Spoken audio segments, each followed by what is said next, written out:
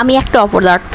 আগে বাবার অন্ন ধ্বংস করছি, এখন বসে বসে স্বামীর অন্ন ধ্বংস করি। আমার খুব ইচ্ছে করে যে ওকে আমার টাকা দিয়ে কিছু খাওয়াই, কোথাও ঘুরতে নিয়ে যায়। হোক সে বাবা কিংবা স্বামী, নেওয়ার মধ্যে কোনো সার্থকতা নাই, দিতে পারাটাই আসলেই প্রকৃত সার্থকতা। হোক না আমার স্বামী, তারপরে ওর কাছ থেকে সব সময় নিতে আমার ভীষণ লজ্জাবোধ করে। নিজের উপার্জন করার টাকার থেকে একটা যদি গোলাপ ফুল, একটা সিগারেটও যদি ওকে খাওয়াইতে পারি, তারপরেও আমার তৃপ্তি লাগবে অনেক। আমি যা চাই সব কিছুই পাই, কিন্তু একটু পরে পরে পায়।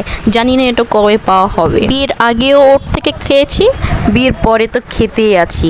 ওকে যে কবে খাওয়াইতে পারবো সে ভগবান জানে। কারো কাছ থেকে খাওয়ার চাইতে, নেওয়ার চাইতে আমি তাকে দিতে পারাটাই আমার বেশি তৃপ্তিবোধ হয়। বসে বসে মেলাই প্ল্যান করি যে আমাকে দিয়ে কি হবে, আমি কি করতে পারবো। এই সময় দুইটা বাবুকে নিয়ে আমি কেমনে আবার স্টাডি শুরু করব, কেমনে চাকরির জন্য প্রিপারেশন দিব, অনেক কিছু ভাবি, মেলাই প্ল্যান করি। কিন্তু আসলে এই মুহূর্তে দুইটা বাবুকে নিয়ে কোনো কিছু করা আমার পক্ষে পসিবল না। ওরা যে এত দুষ্টু। স্বামী আর স্ত্রী একে অপরের পুরুষ যদি হয়, তাহলে স্বামী সবসময় স্ত্রীকে খাওয়ায়, তাই স্ত্রীরও উচিত স্বামীকে তার টাকা দিয়ে একটুখানি খাওয়ান। আর আমি একটু না অনেকটাই স্বাধীন চেতা টাইপের।